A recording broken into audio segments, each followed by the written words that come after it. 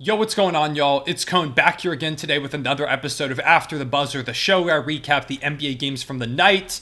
And real quick, I want to preface this video by saying that there's currently some construction going on down the hall in another apartment, and also my voice is kind of fried because my allergies have never been as bad as they are right now. So if things sound a little weird, you hear some background noise, that's what's going on there.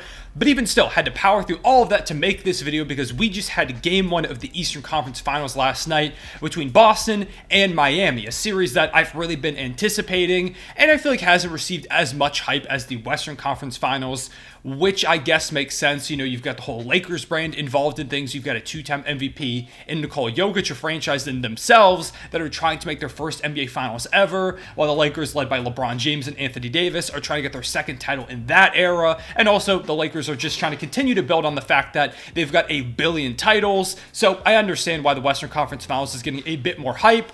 But this is also a really fun series. A lot of star power, a lot of really fun narratives. You've got Jason Tatum, Jimmy Butler, Jaylen Brown, Bam Adebayo. These two teams are facing off for the third time in 4 years. The end of this trilogy, I guess you could call it, of Eastern Conference Finals matchups.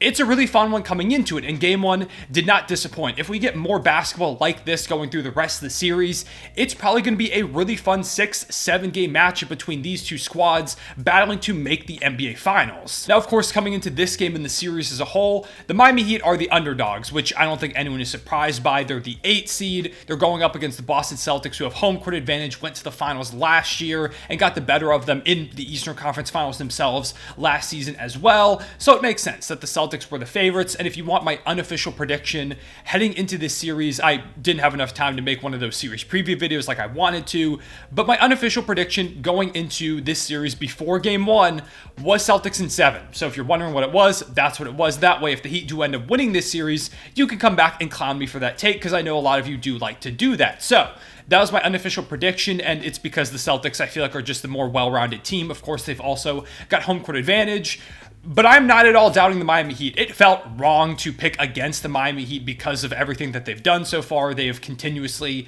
been the underdogs. It proved me wrong at every single turn. But in this case, I felt like their run would come just a bit short of making it to the NBA Finals. But again, the Heat seem to continue to defy expectations because in game one, they showed up, they shot over 50% from three, they looked amazing. Jimmy Butler did what he typically does. And for the third straight series in a row, the Miami Heat have taken game one on the road, and this one winning 123-116. Of course, like I said, they were led by Jimmy Butler, who continues to be electric, having one of the most improbable playoff runs in terms of a player for a team as an 8-seeded squad coming to the play-in tournament that we've seen in quite some time. We know Jimmy can do stuff like this in the playoffs, but it feels like he's leveling up even to a new level that we haven't seen him at before in this game. He had 35 points, 5 rebounds, 7 dimes, and 6 steals on 48% shooting. The Celtics tried to throw a lot of different defensive looks at him. It really didn't matter whether they sent the double. They let him shoot the mid-range. They played some drop on him. They tried different individual defenders. It didn't matter. Jimmy Butler was making them pay. If they did send that double, he was making some great reads playmaking-wise. He was collapsing the defense consistently, getting wide open threes for the rest of role players around him. And like I said, the Heat shot lights out from three in this one. They shot 51.6%, 16 of 31 from deep from the field. They shot 54%. The offense was cooking for this Heat team in these playoffs. They've been a pretty solid three-point shooting team all around, although in the Knicks series, it dipped quite a bit. But this was just another amazing showing from the outside from Miami. It showed what Jimmy Butler is capable of doing, where he demands so much attention to the point that he's going to get everybody else some wide open looks. And of course, he's going to hit some ridiculous buckets himself. One in particular, he hit this crazy pull-up three in the fourth quarter in the closing minutes to go ahead and kind of put this one out of reach for Boston, if I'm remembering the score correctly. It's just the typical stuff we see from Jimmy Butler. I tweeted out last night as the game wrapped up that they should just go ahead and induct Jimmy Butler into the Hall of Fame right now with the run that he's having. It is legendary stuff, as well as the rest of this Heat team, because it's not just Jimmy. Like, so many other guys on this roster are also contributing. Bam Adebayo was great in this game. He had 20 points, 8 boards, 5 assists. He was a plus 18 on the game. The defense was amazing. He shot 9 of 13 from the field.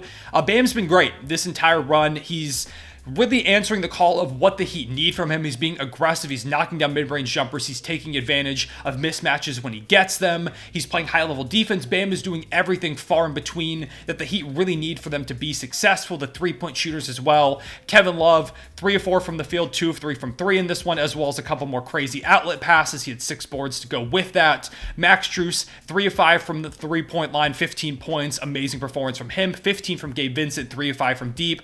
Caleb Martin is also continuing to be amazing. Probably the most unsung hero, I feel like, of this Heat run so far. He has really stepped up, and his next contract is going to be a bag because he's established himself as a high-level role player. 3 of 7 from deep, including a huge one towards the end of the game where Jimmy Butler collapsed the defense. He was left wide open and knocked down the 3 on, I think it was Marcus Smart having a actually pretty good closeout, but that was a big shot late in this game for momentum while the Heat were kind of in a drought. Shot 6 of 11 from the field overall, 4 rebounds, 3 assists, 2 steals. More great play from him. Kyle Lowry, 15 points, 3 rebounds, 3 assists, a steal, a block, 6 of 12 shooting from the field. Particularly, I think it was the second quarter. He was absolutely on fire. He hit all 3 of his threes, I think, in that stretch. He kept them in the game. He was taking over, and he's really been great off the bench these entire playoffs. This is just a really great Heat team. Eric Spoelstra is the best coach in the league. I really don't think it's much of an argument at this point. And he continued to roll, regardless of the fact that they're underdogs, regardless of the fact that they're on the road. They just keep stealing home court advantage. They keep making these big-time plays that they have to make to get them to the spots that they need to go. Then on the other side of things, there were the Boston Celtics, who were the favorite coming into this. They were many people's pick to make the NBA Finals coming into the year, coming into the playoffs, and many people's pick to win the Finals outright. It's a good team. On paper, they look like potentially the best team in the entire league. I mean, they made the finals last year. They were already one of the deepest squads in the NBA. They added Malcolm Brogdon in the offseason. They also should have Danilo Gallinari right now if he didn't tear his ACL. Now, they did deal with some adversity because Ime Udoka ended up getting fired because of that whole situation. They brought in Joe Mazzulla pretty late in the offseason, so they had a new head coach, which was a bit concerning. But even still, the Celtics ended up as the second best team in the Eastern Conference. They were the 1 seed for a majority of the season. Jason Tatum, for a lot of the year, was an MVP candidate. They were a top 5 offense. They were a top 5 defense. This is a really good team. And I mean, they're in the Eastern Conference Finals for a reason. It's a great squad. But it's a very frustrating one because it feels like there are a lot of times where the Celtics should be a lot better than they actually are. Like, this team, they continuously have a lot of ups and downs, which has become a theme of this team this entire season. You saw it all throughout the year. And I feel like in these playoffs in particular, and in this game that I'm going to get into in a second, we saw a lot of these themes continue. Like, a big example of them, being very up and down is the Hawks series, where for the first couple games, it looked like it was no contest. The Celtics were going to sweep them, which honestly, they probably should have because they were the far better squad, but they let the Hawks end up forcing 6 games. And, you still got out of that, so it's not that big of a deal.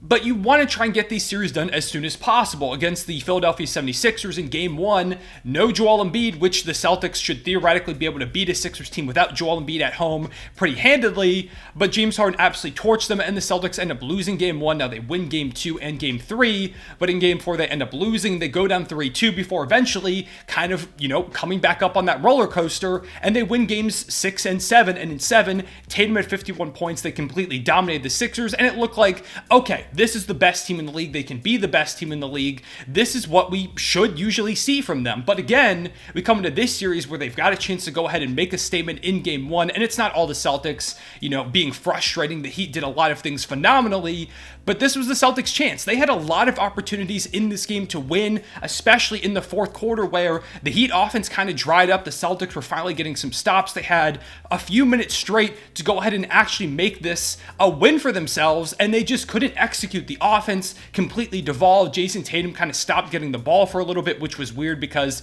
he's your best player. But then in the last few minutes of the game, Tatum does start getting the ball, and he immediately starts turning it over, like randomly. He had a terrible pass over to Jaylen Brown. He had a travel being guarded by Max Strus down low. He also had a travel where he jumped with the ball in his hands and threw it down like he was dribbling and thought he could get away with that, which he did not end up doing. He had a lot of really bad turnovers down the stretch, and the Celtics as a whole have had turnover issues over the past couple years, but the offense just completely fell apart. Tatum couldn't seem to get anything going. Nobody else on the team either. They just kind of devolved into iso ball, stopped doing what was working for a majority of the game.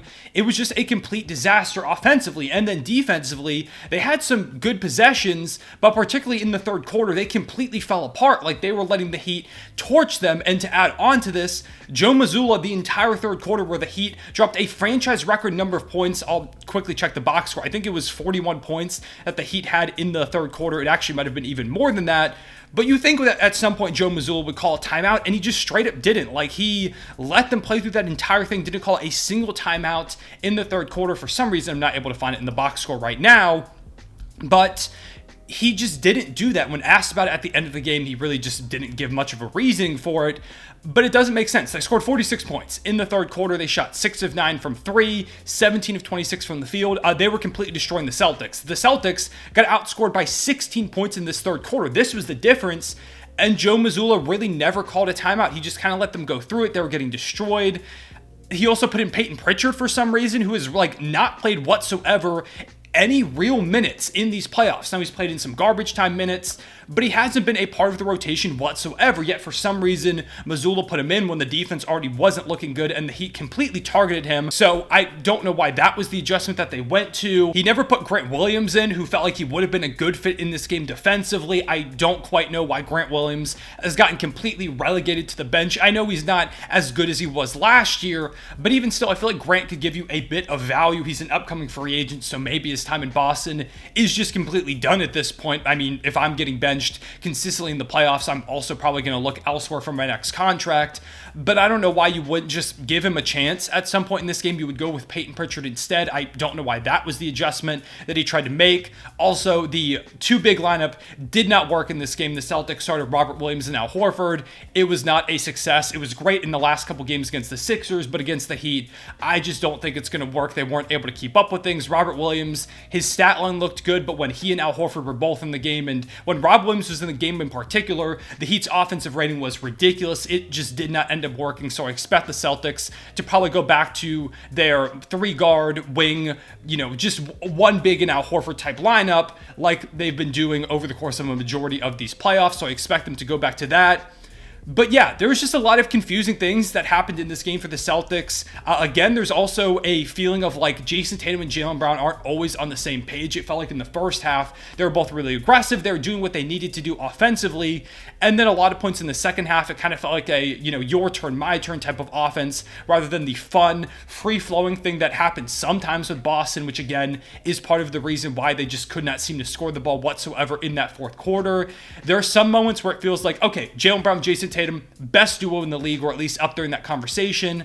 And then there are other moments where it feels like, have these two guys really ever played any significant time together? Because the chemistry just feels all off. I don't know what it is about Boston, but it feels like from minute to minute, not even from game to game or series to series, but from minute to minute, you get completely different teams. Now, Boston's still in a fine spot. The Heat, like I said, shot over 50% from 3. I don't think they're going to do that again.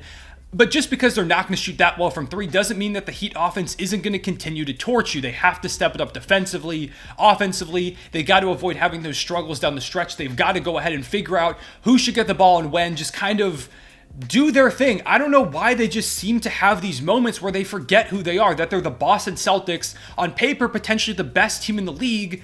It feels like at some points they just kind of forget that, or maybe they do think that, and so they don't take some of these games seriously. I don't know what's going on. There's also some moments where they're just completely lackadaisical, and it's like, okay, this is a game in October or November, not game 1 of the Eastern Conference Finals.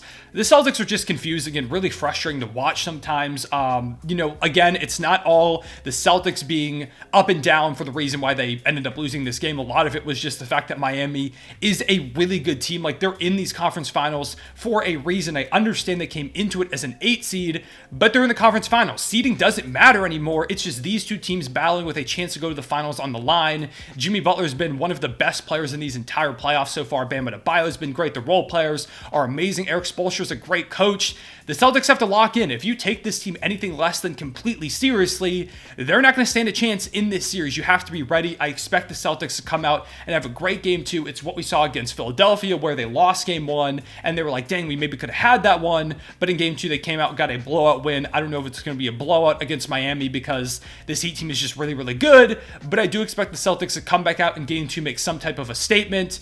But even going back 1-1 to Miami is a big win for the Heat. They looked great in this one. I'm really excited for the rest of this series. And yeah, that's kind of my thoughts on Eastern Conference Finals Game 1. I appreciate you watching.